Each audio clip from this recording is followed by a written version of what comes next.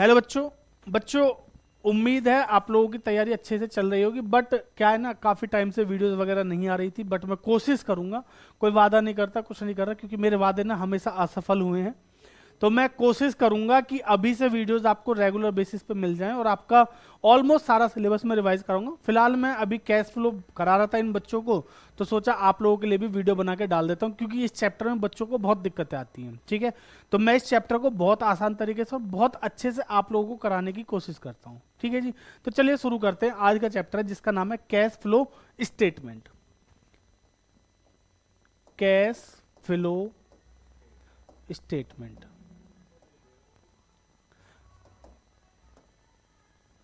बेटा, इस चैप्टर में सच बताऊं ना, देखो मैं ऐसा कुछ लिखने का उसमें इच्छुक नहीं हूं ज्यादा, बट आपको बहुत आसान सी भाषा में समझाऊं तो ये चैप्टर इतना ही आसान है जितना आसान इसका नाम है। कैश फ्लो स्टेटमेंट का मतलब क्या है कि हमें कैश के फ्लो को समझना है। किसको समझना है? कैश को और उसके फ्लो को समझना है। अगर ये चीज आपको समझ में आ गई, कैश और उसका फ्लो अगर आपको समझ में आ गया, तो उसकी एक स्टेटमेंट बना लेंगे। स्टेटमेंट का फॉर्मेट सबको पता है, सबको पता है ना बेटा। अकाउंट कैसे बनता है? अकाउंट का फॉर्मेट ये होता है पर्टिकुलर अमाउंट। पर्टिकुलर अमाउंट ये तो होता है किसका? अकाउंट का फॉर्मेट होता है। लेकिन जब बात आती है किसकी? स्टेटमेंट की, तो स्टेटमेंट का फॉर्मेट कुछ ये होता है पर्टिकुलर और अमाउंट। ये वाला होता है ना जी। आपने 11th क्लास में चैप्टर पढ़ा था bank reconciliation statement. Same format था जी, पर्टिकुलर अमाउंट। हम दो कॉलम बनाते थे, एक प्लस एक माइनस। यहाँ सिंगल कॉलम में काम होगा। बात समझ में आ रही है जी? तो इस चैप्टर में भी कुछ बिल्कुल वैसा ही है। स्टेटमेंट तो वैसी बनेगी, बट उससे पहले हमें समझना पड़ेगा आखिर कैश क्या है और दूसरा क्या है? फ्लो। ठीक है जी, तो अभी सबसे पहले कैश और फ्लो को समझेंगे, लेकिन उससे पहले मैं आपको बता देता हूँ इस चैप्टर की अहमियत। बेटा बोर्ड के लिए, आपके लिए बहुत अहम चैप्टर है। बेटा 8 नंबर का आता है अकेला बेचारा, 8 मार्क्स की वेटेज है, 2 एमसीक्यू आते हैं जी, और एक क्वेश्चन आता है बच्चों 6 नंबर का। एक क्वेश्चन कितने नंबर का आता है? 6 नंबर का, एग्जाम में जो आपका आता ही आता है। ठीक है, तो टोटल आपका 8 नंबर का चैप्टर आता है। तो मेन ये जो 6 नंबर है ना, इनको आप बहुत अच्छे से पक्के कर सकते हो। एक एक करके समझेंगे। सबसे पहले हम आज समझने की कोशिश करते हैं किसको? कैश के बारे में। कैश क्या होता है जी?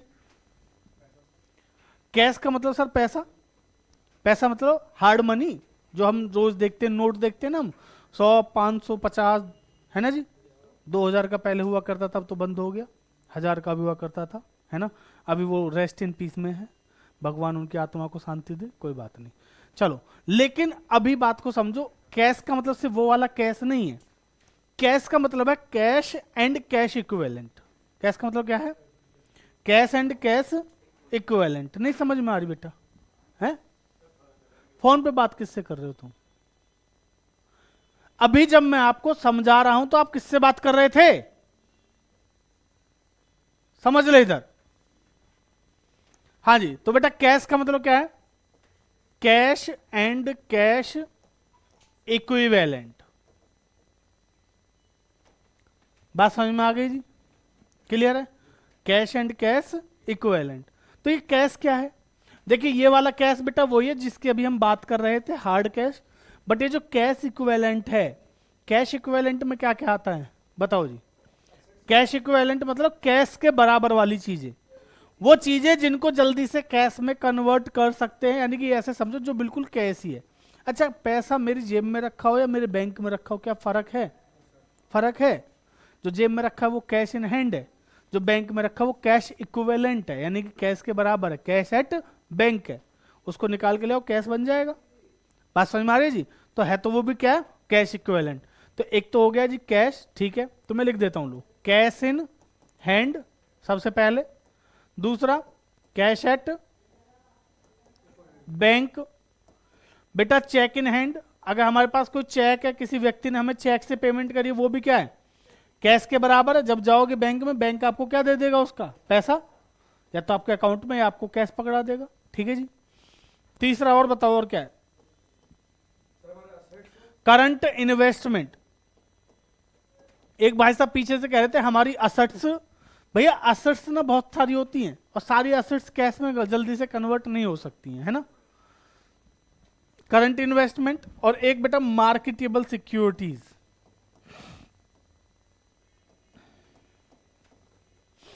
देखिए अगर आपको ये चीजें दिखाई दे रही हैं क्वेश्चन में कहीं पे भी, तो ये सारी की ही सारी आपके लिए क्या है, कैश एंड कैश इक्विवेलेंट का पार्ट है। बात समझ में आ रही है जी? Cash in hand, cash at bank, cheque in hand, current investment और मार्केटेबल सिक्योरिटीज, ये सब क्या है, cash and cash equivalent. Clear है यहां तक? कोई दिक्कत? पक्का? चलो आगे समझने की कोशिश करते हैं कुछ। अभी जस्ट मैं आपको समझा रहा हूं बेटा कैश एंड कैश इक्विवेलेंट क्या और फ्लो क्या है। आओ जी, फ्लो क्या होता है फिर? फ्लो भाई फ्लो तो दो ही होंगे मेन, तो या तो पैसा आएगा या पैसा जाएगा। आया तो इनफ्लो, गया तो आउटफ्लो। ठीक है जी? तो जो फ्लो होते हैं वो तीन होते हैं, पहला इनफ्लो, पहला, दूसरा आउटफ्लो, और ये तीसरा नो फ्लो। तीन हो गए ना जी? नो फ्लो का मतलब ना पैसा आया और ना पैसा गया। इनफ्लो का मतलब पैसे का आना, आउटफ्लो का मतलब पैसे का जाना, और नो फ्लो का मतलब ना आना ना जाना। क्लियर है जी? क्या ये तीसरा वाला फ्लो होता है? अरे ये होता है भाई, अभी बात करेंगे ना।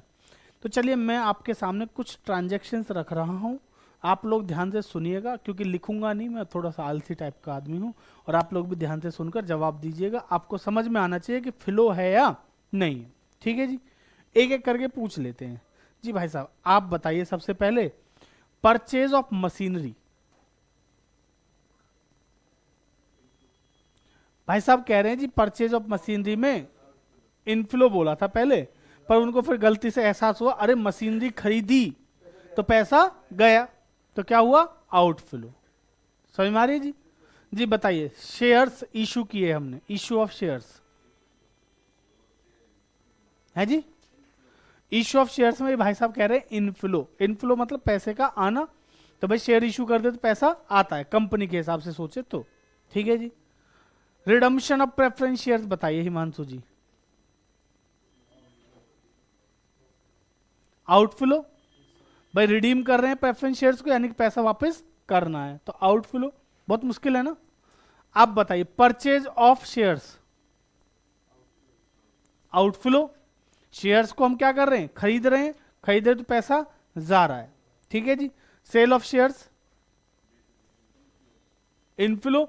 शेयर्स को बेच रहे हैं तो इनफ्लो। अब आप कहोगे सर शेयर्स को तो इशू करते हैं, बेचते या खरीदते थोड़ी हैं। अरे खरीदते बेचते भी तो हैं भाई। कंपनी जब कंपनी को पैसा चाहिए तो इशू करेगी, पर अगर मुझे अपना पैसा कहीं पे इन्वेस्ट करना है तो उसके लिए मैं क्या करूंगा, उसको कहीं ना कहीं पे इन्वेस्ट कर दूंगा, खरीदूंगा, किसी और कंपनी के शेयर्स खरीदूंगा। बात समझ में आ रही जी? क्लियर है जी? आप बताइए दोस्त, कैश पेड टू क्रेडिटर्स,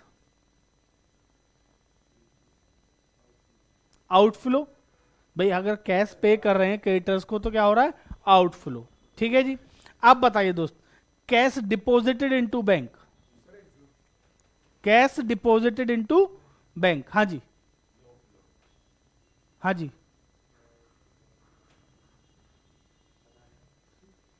पता नहीं तो यार कहीं ऑप्शन में होता नहीं है, वैसे आपको बता देता हूं। कैश डिपॉजिटेड इनटू बैंक में ये भाई साहब कह रहे थे इनफ्लो, वो भाई साहब कह रहे पता नहीं, वो कह रहे हैं नो फ्लो। तो वो जो तीसरे वाले भाई साहब हैं जी, नो फ्लो वाले बिल्कुल सही हैं, है ना जी? यस पायला नाम है, गलती से सही बोल दिया इन्होंने, वो अलग बात है, कह रहे नोम ले लो। हाँ जी सुनो, ठीक है जी? तो बेटा नो फ्लो क्यों है समझो। देखिए अगर मैं यहां से कैश मेरे पास है, जेब हाथ में या जेब में है, ठीक है बेटा, पीछे वाली पॉकेट में है कैश, वॉलेट में होता है ना, तो कैश इन हैंड वॉलेट में है। ठीक है जी? अब मैं इसको बैंक में जाके जमा करके आ गया, तो ये पैसा यहां से निकल के कहां गया, अरे बैंक में नहीं, इस वाली पॉकेट में, मेरे मोबाइल में आ गया। यूपीआई के थ्रू पेमेंट्स होती है, पता ही होगा ना।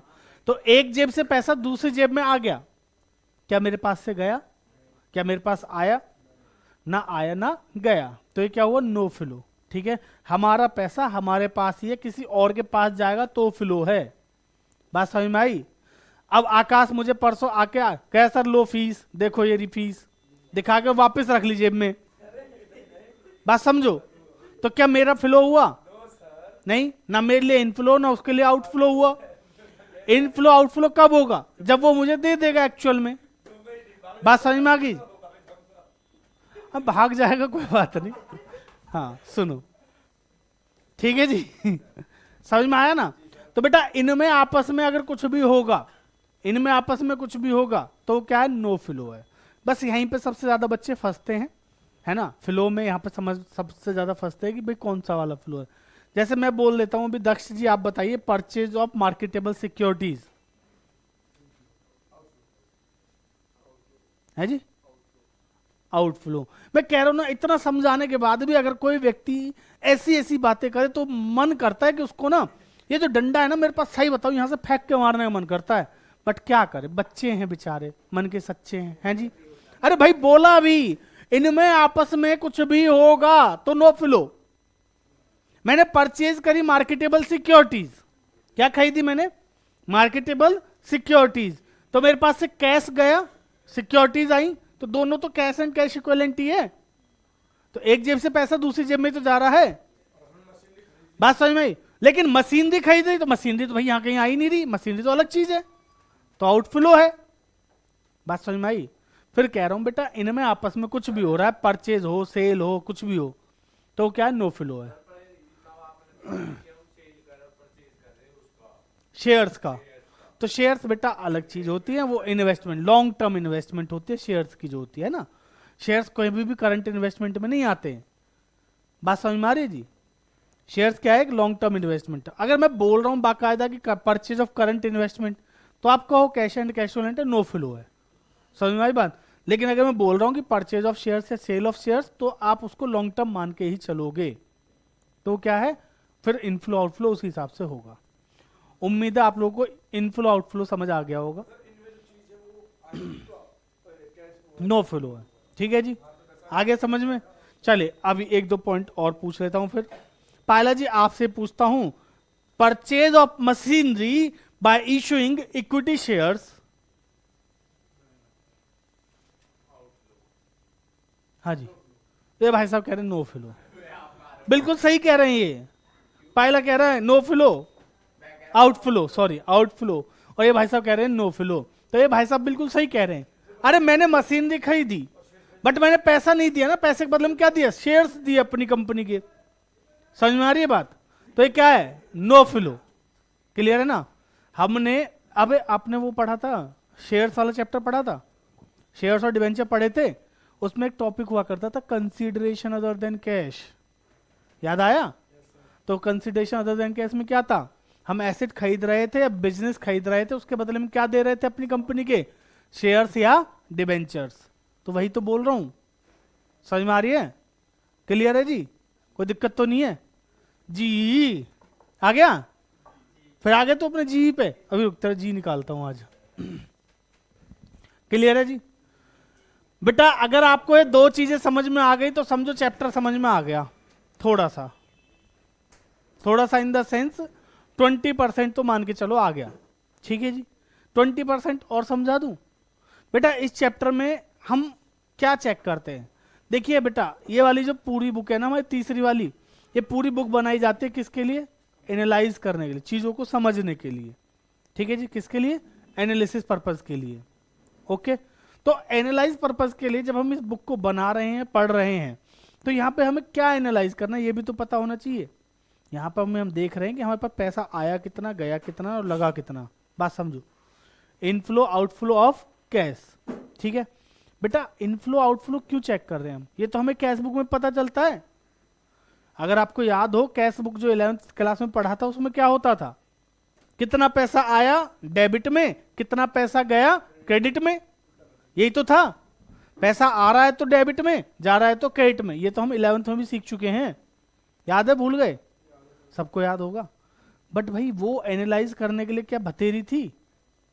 उससे एनालाइज कर सकते थे? नहीं।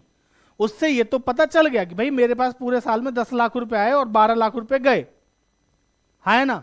अंदाजा 12 लाख जा नहीं सकते ना, पर हाँ बैंक भी है तो ओवरड्राफ्ट में चला जाएगा, उसमें कोई दिक्कत नहीं, नेगेटिव चला जाता है। बट कारण समझो बच्चों, वहां पे जो कैश बुक है वो आपको ना एक ही उसमें बनता है, आप पैसा किस में लगा रहे हो? आप बिजनेस के लॉस में लगा रहे हो आप जो मेन काम कर रहे हो, जो मेरा मेन काम है, मैं आपको पढ़ा रहा हूँ, इसके लॉस में मेरे को पैसा भरना पड़ रहा है, या मैंने कोई संपत्ति खरीदी उसमें पैसा जा रहा है, आउटफ्लो किसकी वजह से हो रहा है, या मेरे पे कोई पिछले साल का कर्जा था उसको मैंने पे करा उसकी वजह से हो रहा है। तो ये हमें समझना पड़ेगा ना, एनालाइज करना पड़ेगा या नहीं। तो इसके लिए हमने यहाँ पे 3 एक्टिविटीज को बनाया। कितनी एक्टिविटी बनाई? 3। हमने यहाँ पे एनालाइज करने के लिए हमने अपनी 3 एक्टिविटीज अलग अलग बनाई, और उनके हिसाब से हम क्या करने वाले हैं, यहाँ पे एनालाइज करने वाले चीजों को, कि आखिर पैसा कहां से आया और कहां को गया। घर घर की कहानी है, घर के हिसाब से ही समझाऊंगा, एग्जाम्पल घर के हिसाब से देने वाला हूं। कमल जी समझ रहे हो? तो ऐसे गंदी गंदी नजरों से ना देखो, प्यार से देखो, गुस्से में देख रहा है। हाँ जी, तो बेटा बात को समझो, एक्टिविटीज की बात कर रहा हूं। एक्टिविटी कितनी है जी हमारे पास?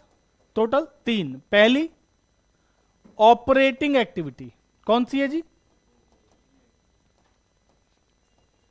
बेटा? दूसरी एक्टिविटी का नाम बोलो। Investing activity.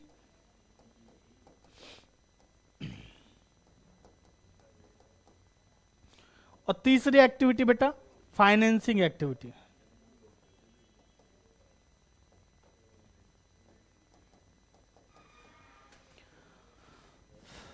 अब सुनना बेटा बात ध्यान से, इंपॉर्टेंट बात आ गई अब, तो ध्यान से समझिएगा। हुआ क्या, हमने यहाँ पे 3 एक्टिविटीज तो बना दी, किसके लिए बनाई है? एनालाइज करने के लिए, चीजों को समझने के लिए, अपने फाइनेंशियल्स को एनालाइज करने के लिए। ठीक है, अब हम एनालाइज करेंगे क्या यहाँ पे? ऑपरेटिंग, इन्वेस्टिंग और फाइनेंसिंग। बेटा ऑपरेटिंग एक्टिविटी किससे रिलेटेड है? क्या है ऑपरेटिंग? ऑपरेटिंग का मतलब क्या है? जो हमारा मेन काम है, जो हम कर रहे हैं। मेरा मेन काम क्या है? पढ़ाना। एक ही तो मेन काम है मेरा, पढ़ाना। भैया मैं टीचर हूं, मेरा काम है, मेन रोजगार जो है मेरा वो पढ़ाना है। आप लोगों से मेरा रेवेन्यू जनरेट होता है। बात समझ में आ गई? अब आप समझो, मैंने ये नया सेंटर खोला था इस बार, ठीक है, एक अपना एग्जांपल इसलिए दे रहा हूं, आप जल्दी समझ जाओगे यहां से। मैंने नया सेंटर खोला था, इस बार हमारे पास बच्चे कितने हैं? सिर्फ 8-10 बच्चे हैं टोटल। 10 बच्चों से रेवेन्यू जनरेट हुआ मान लो 20-25 हजार का। रेवेन्यू कितना जनरेट हुआ हमें यहाँ पे? 20 से 25 हजार का। लेकिन हमारा महीने का जो खर्चा है वो कितने का पड़ जाता है हमें? 20-22 हजार से ऊपर का। अगर यहीं का खर्चा जोड़ूं तो, जिसमें रेंट, इलेक्ट्रिसिटी और मेंटेनेंस वगैरह हमारा जाता है वो, प्लस जो साफ सफाई वाला था उसकी सैलरी वगैरह, तो ये सब जोड़ जाड़ के और प्लस आने जाने का और जोड़ लूं तो 30 हजार से प्लस जाता है। बात समझ में आ रही जी? अब इसमें भी जो है ना, ऐसा नहीं कि 25 हजार रुपये महीने का, ये कुछ बच्चों की फीस भी नहीं आती है, पता हो तो आपको, समझ रहे हो? इसके लिए नहीं बोल रहा यार, गंदे आदमी। जब मुकुल हंस रहा है तेरी तरफ देख के हंसा है, समझो बात को। तो बेटा अब मैं आपको ये समझाना चाह रहा हूं कि हम यहां से जो रेवेन्यू जनरेट कर रहे हैं वो हमारा नेगेटिव में जा रहा है, पॉजिटिव में जा रहा है? अगर मैं सिर्फ इसी काम के भरोसे चलूं जीवन में, क्या मैं कुछ जोड़ पाऊंगा? कुछ नहीं कर पाऊंगा। बात को समझो, ठीक है। लेकिन हमारा जो दूसरा वाला सेंटर है वहां उल्टा है ना जी? वहां पे छोड़ बेटा, तू सुनना अभी। वहां हमारा खर्चा कितना है? सिर्फ 3,000 रुपए का, लेकिन रेवेन्यू कितना है? उसके 15 गुना। बात समझो, उसके 15 गुना, खर्चे से 15 गुना रेवेन्यू है। तो भाई दूसरे वाले से, तो ये मेन काम है मेरा जिससे हम कमा रहे हैं, ठीक है जी। अभी हमें समझना है कि हम पैसा कहां पे कमा रहे हैं और कहां पे लगा रहे हैं, ये समझना है। ये है हमारा ऑपरेटिंग। क्या है? ऑपरेटिंग। जो हम रोजमर्रा का काम जो हम कर रहे हैं, जिससे हमारा पैसा आ रहा है और जहां जाना है, वो हमारा मेन काम है, ठीक है जी। अब इसका मेरा पॉजिटिव बैलेंस अच्छा है या नेगेटिव? इसमें पैसे का इनफ्लो होना चाहिए, आउटफ्लो होना चाहिए। अब इस वाले सेंटर की मैं बताऊं तो मेरा क्या हो रहा है? हर महीने का आउटफ्लो हो रहा है। आउटफ्लो मतलब मेरी जेब से पैसा लग रहा है। क्या मेरी इतनी अच्छी बात है, बुरी बात है? समझ में आ रही है बात को? ऑपरेटिंग हमेशा पॉजिटिव होना चाहिए, ठीक है बेटा। समय एक साथ नहीं होता हिमांशु, अगले साल हो सकता है अच्छा हो जाए। यहाँ पे अभी नया नया सेटअप था ये, इस वाले पे हंस मत ऐसे। हाँ, मार्केटिंग वाला खराब था ना, इसको मुकुल को बोल दिया था मार्केटिंग के लिए लास्ट ईयर, तो इस वजह से हुआ। बात को समझो बेटा, ऑपरेटिंग हमेशा कैसा होना चाहिए? हमारा पॉजिटिव होना चाहिए। आपको ये चीज क्लियर हो गई? तो मैं आपको बताना चाह रहा हूं कि हम जहां से पैसा अर्न कर रहे हैं, हम जहां से पैसा कमा रहे हैं, जो हमारा मेन काम है, उसमें हमेशा क्या होना चाहिए? पॉजिटिव होना चाहिए। तो हमने कहा जी एक्टिविटी रखेंगे 3, एक ऑपरेटिंग, एक इन्वेस्टिंग, एक फाइनेंसिंग। तो जो पहली वाली एक्टिविटी है वो हमेशा कैसी होनी चाहिए, पॉजिटिव होनी चाहिए जी, समझ में आ गई। और पहली एक्टिविटी होनी कौन सी चाहिए, ये समझ में आ गया। अरे भाई समझ लो, समझ लो, काम की बात समझाओ, समझ लो, ठीक है जी। अब आओ दूसरी एक्टिविटी पे। दूसरी एक्टिविटी कौन सी है, इन्वेस्टिंग। इन्वेस्टिंग क्या है, इन्वेस्टिंग का समझो भाई, मैं जो रोजमर्रा का काम कर रहा हूं, रोज आ रहा हूं, आपको पढ़ा रहा हूं, आप लोगों से जो पैसा मिल रहा है, समझ रहे हो नहीं हिमांशु जी, सर फोड़ दूंगा, गुस्सा मत दिलाइए, बता रहा हूं, शांति सुनता रहे, कुछ समझा रहा हूं, नालायक समझ लो, चुप। मैं जो यहां से पैसा कमा रहा हूं, अब इस पैसे का मुझे बताओ मुझे क्या करना चाहिए, आप लोग कमेंट करके बताना, आप लोग बताओ जी। कह जी आप, मैं ऐसा नहीं है, मैं ये कह रहा हूं कि मैं ऑपरेटिंग से, ऐसा नहीं है कि नेगेटिव में, पॉजिटिव में रहता हूं, ठीक है, मैं जो पॉजिटिव में हूं, अब ये जो पैसा मैं जितना कमा रहा हूं इसका मुझे क्या करना चाहिए, खैर बच्चों के लिए एक प्लेट मोमोज ले आओ। बेटा बात को समझो, ठीक है, अभी समझदारों वाली बात करो, बेवकूफ मत बनो, ठीक है, मोमोज तुझे मिल जाएंगे, बात सुनो। अब इस पैसे का क्या करना चाहिए मुझे, या तो मैं क्या करूं इस पैसे का, रोज के खाने पीने में, इधर उधर पार्टी वार्टी करने में, बार बार जाने में, है ना जी, और इधर उल्टे सीधी जगह पे, कहे ना, आपने सुना होगा बेटा, गांव में तो खासकर, शहरों का पता नहीं, अरे भाई उस फलाने आदमी पे बहुत जमीन जायदाद थी, सारी नशा में और जुआ में उड़ा गो, है ना जी, समझ रहे हो, बात समझ में आ रही है जी, ऐसे वर्ड सुने होंगे आप लोगों ने।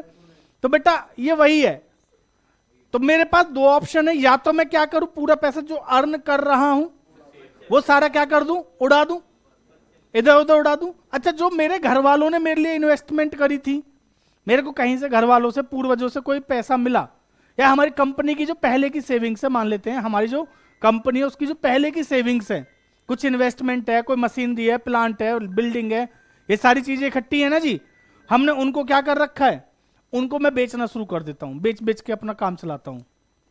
क्या ये मेरे लिए अच्छी बात है, बुरी, क्या ये एक व्यक्ति के लिए, एक बिजनेस के लिए अच्छी है, बुरी? यही तो समझाना चाह रहा हूं कि भाई कैश फ्लो पढ़ क्यों रहे हो, ये तो पता हो, हमें ये भी तो पता हो हम कैश फ्लो पढ़ क्यों रहे हैं। भैया हम एनालाइज कर रहे हैं कि हमारा पैसा कहां से आ रहा है और कहां को जा रहा है, समझ में आ रही है बात, कि पता चल रहा है। वैसे तो भाई मैं, अब मैंने अपनी एसेट सोल्ड कर दी, सोने की अंगूठी है, बेचूंगा नहीं, खैर वैसे समझो पैसे की जरूरत थी, मैंने अंगूठी बेच दी, देख कितने जल्दी हाथ कर रहा नालायक है, ये अंगूठी बेच के मैंने अपना इस महीने किराया भरा, क्या मेरे लिए अच्छी बात है? क्या हमें ऐसा करना चाहिए? नहीं। तो भैया बिजनेस ज्यादा दिन सरवाइव नहीं कर पाएगा। तो मैं आपसे अगर कहूं इन्वेस्टमेंट में, इन्वेस्टिंग एक्टिविटी में हमारा जो कैश का फ्लो है वो पॉजिटिव होना चाहिए, नेगेटिव होना चाहिए? ऑलवेज नेगेटिव अच्छा है।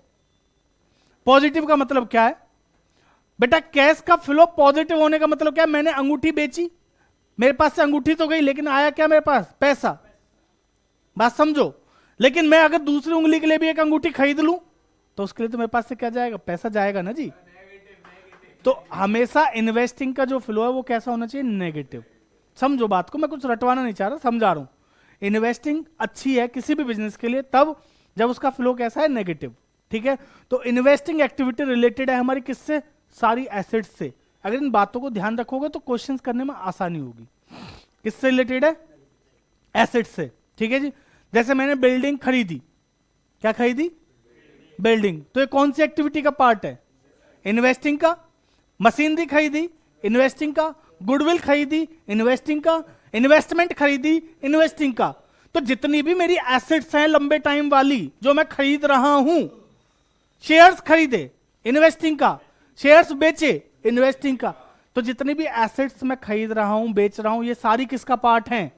इन्वेस्टिंग एक्टिविटी का। बात समझ में आ रही है? तो भैया investing activity related to our assets. कौन सी एसेट्स? कौन सी वाली? लंबे टाइम वाली, फिक्स्ड एसेट जिनको बोलते हैं। समझ में आ रही है बात? यहां तक कोई दिक्कत जी किसी को? पक्का? चलो आगे बात करें, अगले पॉइंट पे चलते हैं। अगली एक्टिविटी कौन सी है बेटा? फाइनेंसिंग। मेरे को आपको ना तीसरी चीज जो है ना बहुत इंपॉर्टेंट है, वो ये है कि अगर आपको ये पता चल जाए कि पैसा कौन सी एक्टिविटी में आ रहा है और कौन सी एक्टिविटी में जा रहा है, अगर ये पता चल गया तो चैप्टर मैं कह रहा हूं खत्म है पूरा। नेगेटिव वाला कैसे?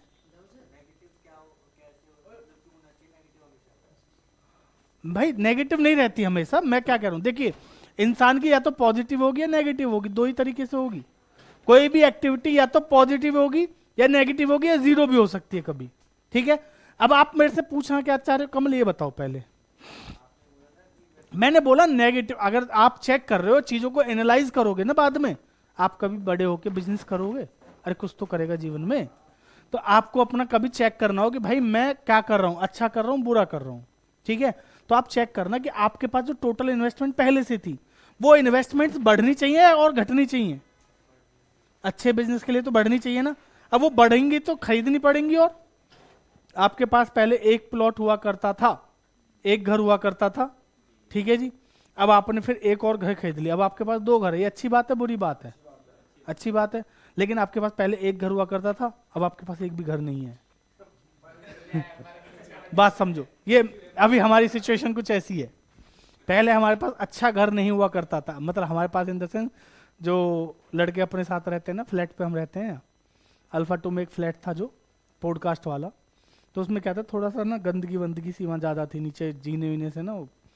तो अब हुआ क्या, हमने उसको खाली करने का प्लान बनाया, दूसरी जगह फ्लैट देख लिया, उसके ओनर से बात हो गई टोकन वोकन की भी, मैं भैया भेज देता हूँ, उसका स्कैनर नहीं आया, हमने ओनर को मना कर दिया भैया हम खाली कर रहे हैं इस महीने।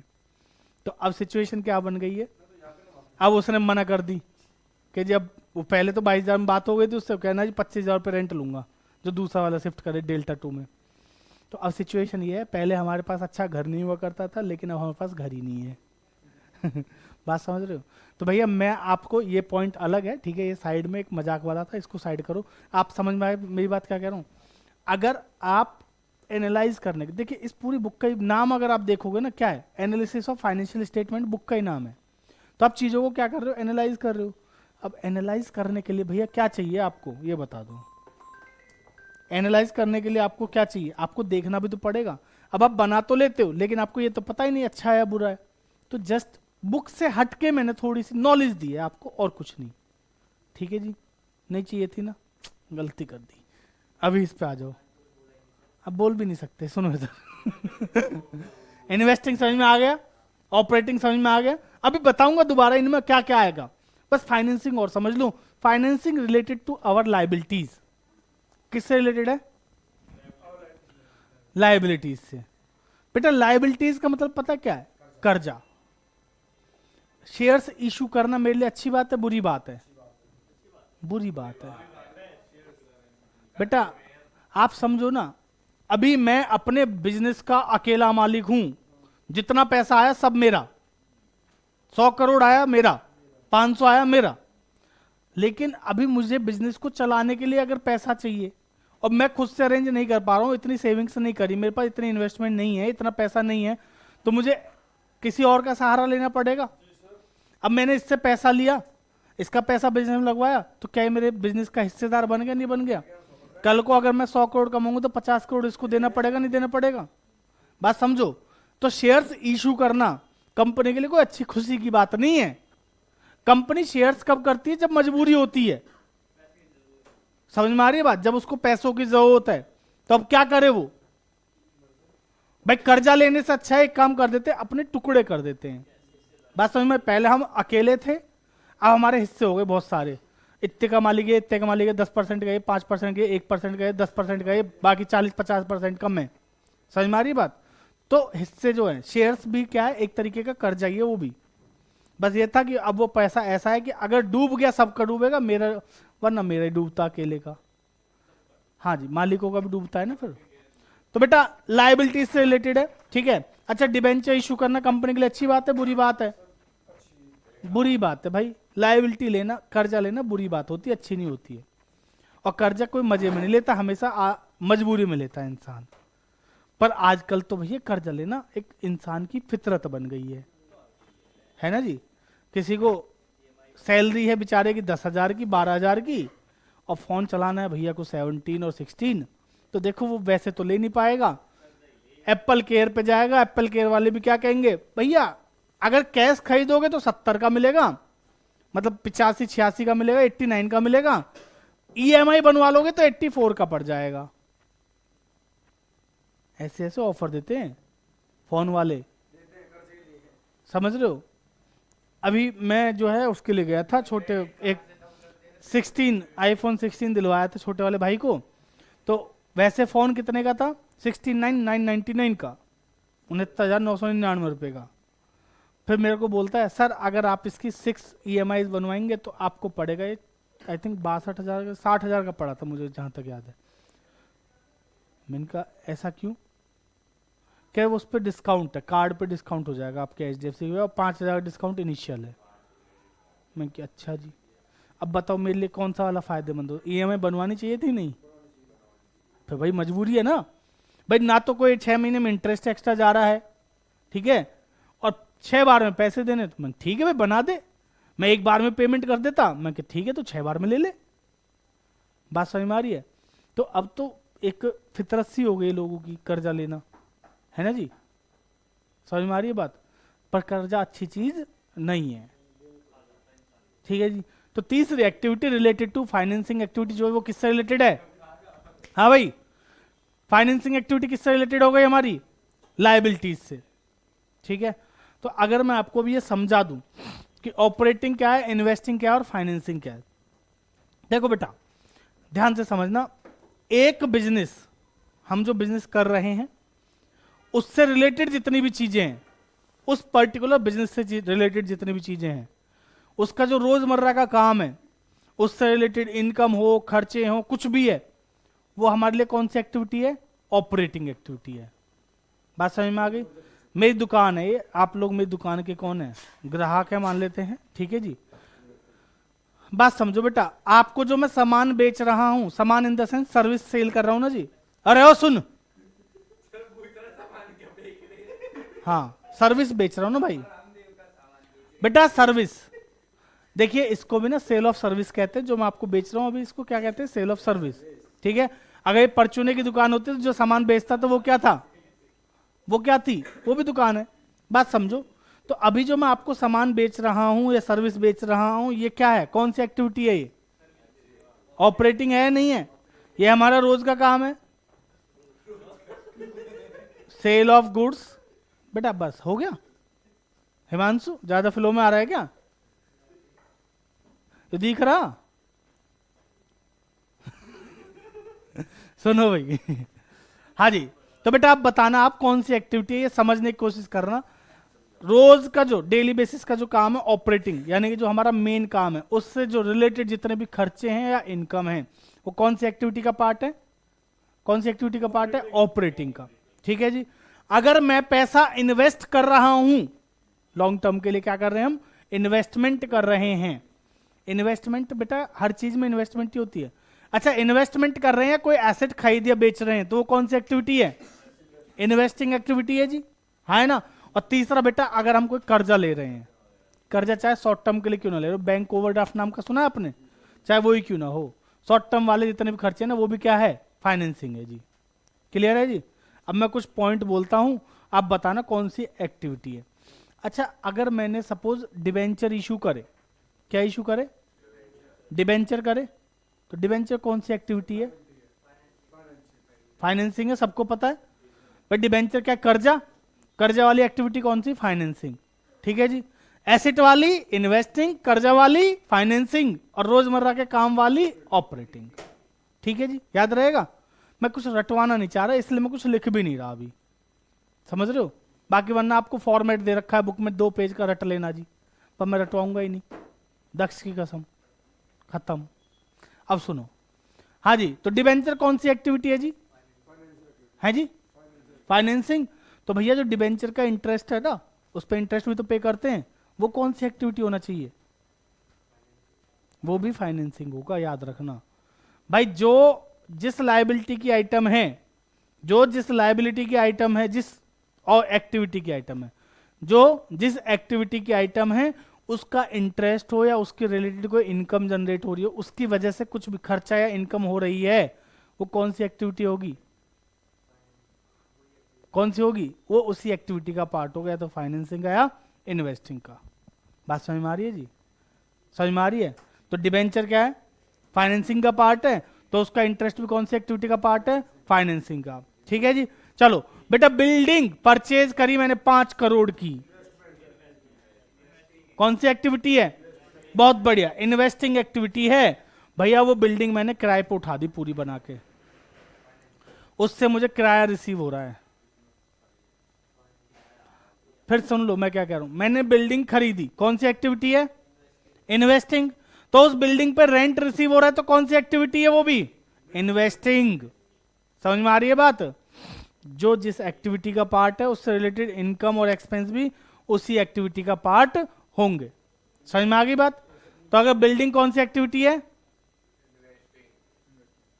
बिल्डिंग कौन सी एक्टिविटी है? इन्वेस्टिंग। तो भैया उसका जो इंटरेस्ट है, उनके उससे जो रेंट रिसीव हो रहा है, वो भी कौन सी एक्टिविटी है? इन्वेस्टिंग। इन्वेस्टिंग। क्लियर है जी?